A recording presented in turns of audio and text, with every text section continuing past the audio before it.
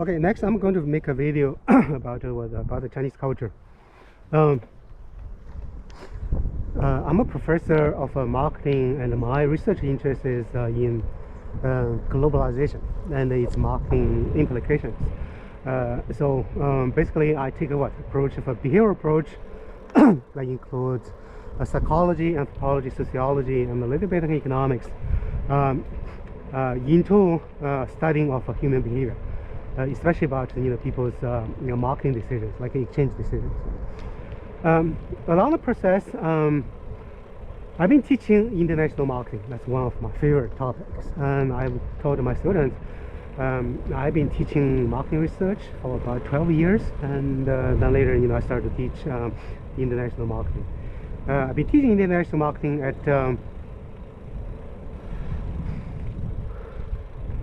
undergraduate level, graduate level, and doctoral level. So I have a seminar on international marketing.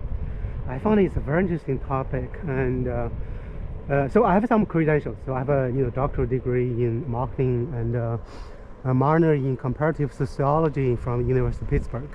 For some of you, if you know, Pitt is what's the first wave for the called AAU. I think that's basically the top-notch research university. And Pitt was actually once was a private university, and went bankrupt I think in the 70s. So now it's called a state-related kind of university. In the U.S., the more private, the more prestige you have. And I'm originally from China, so I'm kind of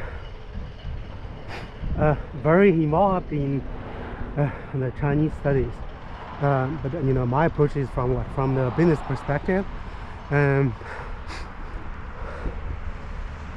So I would like to share with you guys some of the interesting kind of information if you're interested in Chinese studies, for some like a serious kind of interest, or some like just casual interest.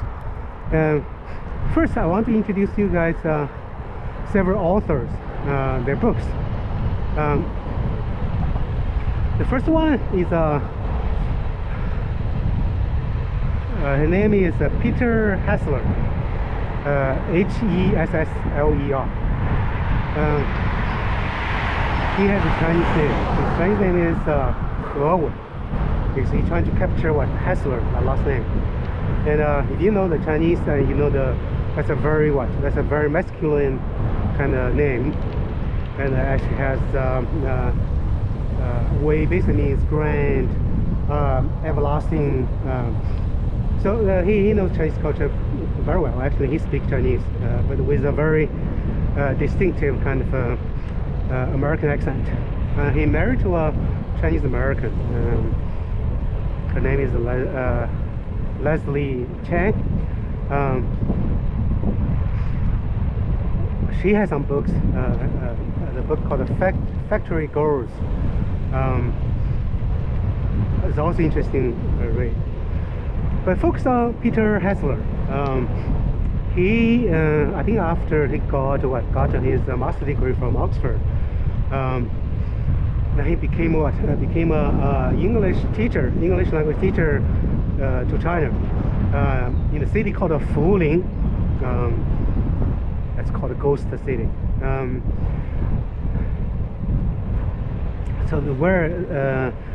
He taught several years, and he wrote his first book called The River Town. Town is now city because it's a smaller city. Very interesting book. I think that's why he kind of he studied like creative writing. So after that, I think he has been working for Wall Street Journal, New York Times. You can look up, Google his biography, and he has a series kind of books on China, called like Oracle Bones, driving across country. And his book is so unique because he provides a very unique American perspective on the contemporary Chinese history. So that's the first one. The second one, the second author, her name is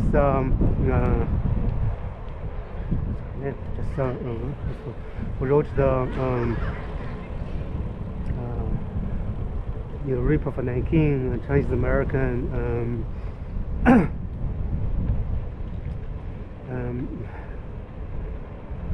kind of escaped my.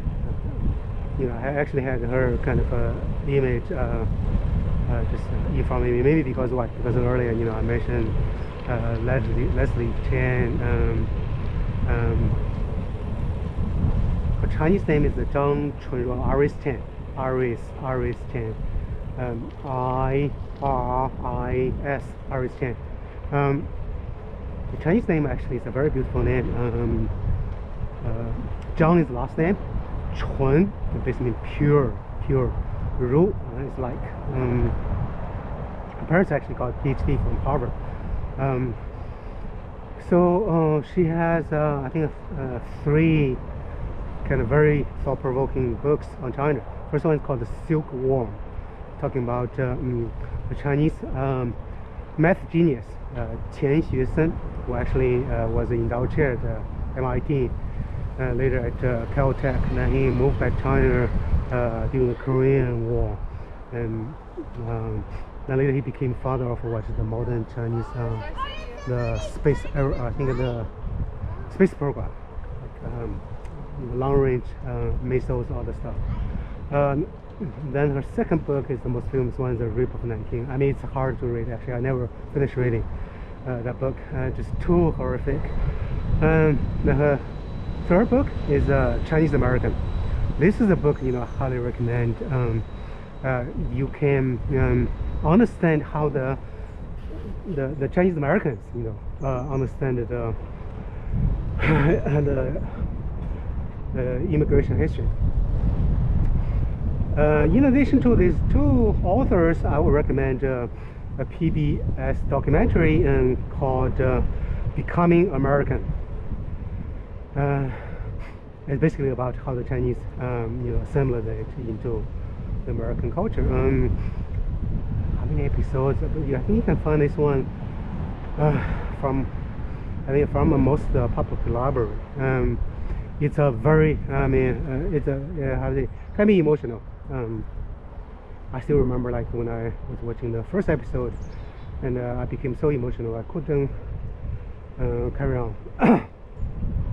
So even now, I have some kind of emotions. I actually talked to a counselor. He said that's quite normal. Before actually, I found it's hard for me to talk about China. Then there's another documentary made by Hinton. It's a C-A-R-M-A. Hinton is H-I-N-T-O-N. She actually was born in Beijing. She speaks Beijing dialect, or she has the Beijing accent. Her husband, I think, or maybe it's a long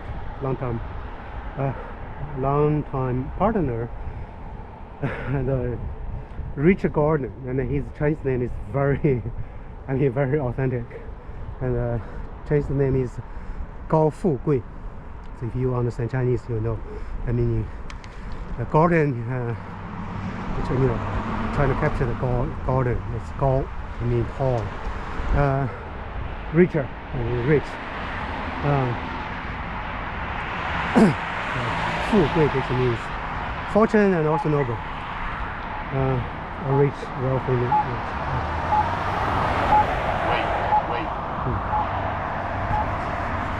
So they actually have several documentaries.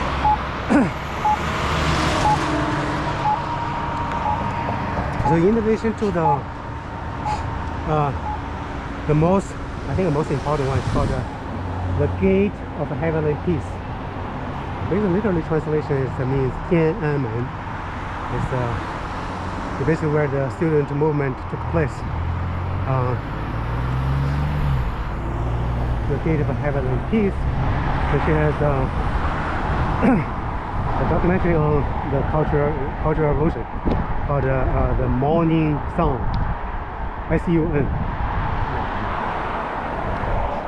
Because that one came from Mao Zedong. I actually don't like call him the chairman Mao. I think he's worse than Stalin or Hitler, what he had done to the Chinese people. He incited the red guards and framed them or brainwashed them, calling them like you guys just like the morning sun,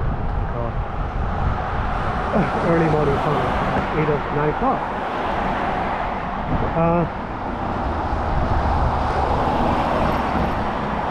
So I think she has other. I want to mention like for documentary that Gate of Heavenly Peace. I think it's a really balanced, objective perspective, and that's why her documentary was hated by all sides involved. Like the student movement leader wanted to sue her or bankrupt her company. By the way, she's an endowed chair professor at which university? She got her, I think, a PhD in Chinese history from MIT. Then she was teaching at Harvard, or vice versa. Anyway, and she was not allowed to visit mainland China for many years.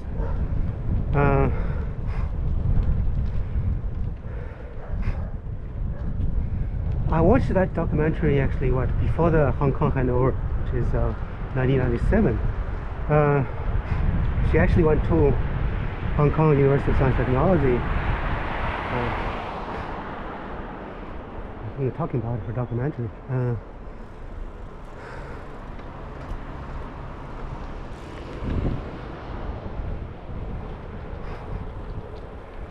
The Morning Sun, I think, is also very informative because she has a connection. She went to She went to the 101 high school in Beijing. That's kind of well connected. Like the president or generals, many of their kids, went to that school. So in addition to these documentaries, I also want to introduce a website called China News Digest. If you Google like CND, CND.org, you'll be able to find basically in Chinese.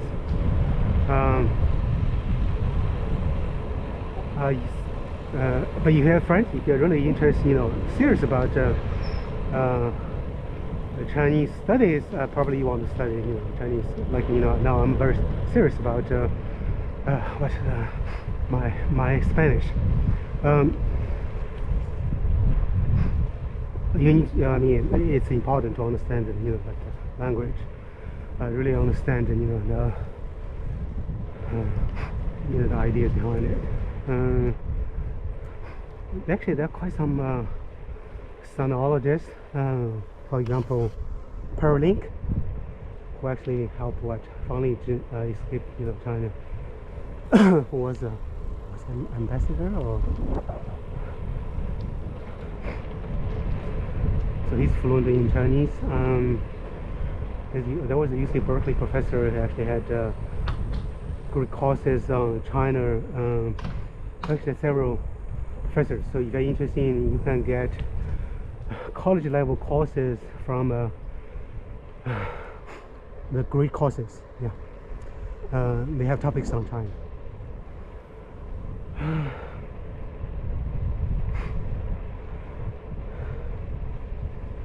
Then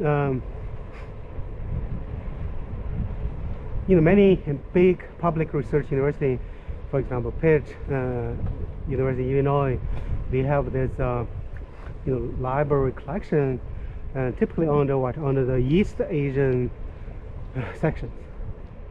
So, and Pitt actually has I think the most amazing kind of a collection regarding China. So there actually, first time I read my hometown history. Chinese called the 县志, which is a county record. I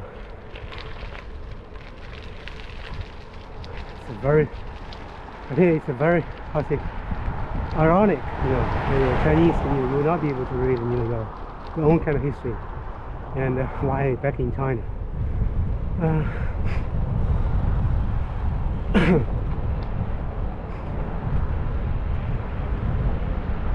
So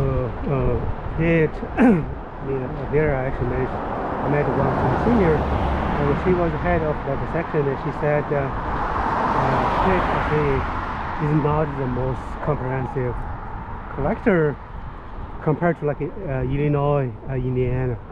And they have a whole collection of all the newspapers published in China, I think between the Cultural Revolution years. So that's amazing.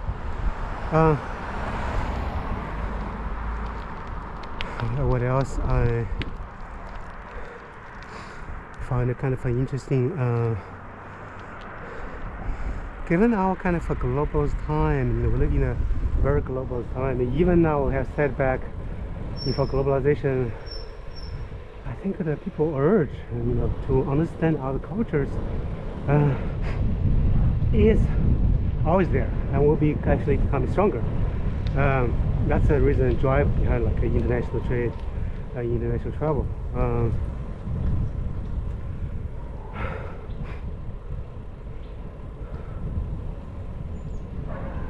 So I think these are kind of on top of my mind. I would like to share with you, and because I'm a professor in a public research university, and I'm not supposed to provide any kind of political position on these topics, which you might sense I'm kind of independent. Like I read Wall Street Journal, and I also read a little bit the New York Times. But in general, my perspective is from business perspective, which is basically increase the global trade. I strongly believe that will make everyone's life better. Even during the difficult time, for example, during the Vietnam War, there were still kind of exchanges between the U.S. and China, and the U.S. and Russia. If you're interested in those topics, you're welcome to email me, or if you're interested in like graduate studies or the doctoral degree, and we can talk more about that. I might not be the best kind of expert in this area, but I can definitely introduce you to a more eligible kind of expert.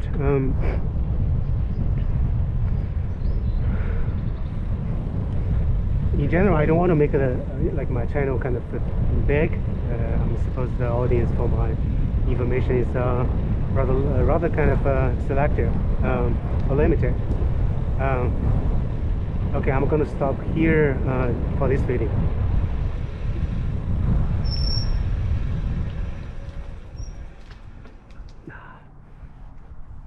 What a beautiful day, huh?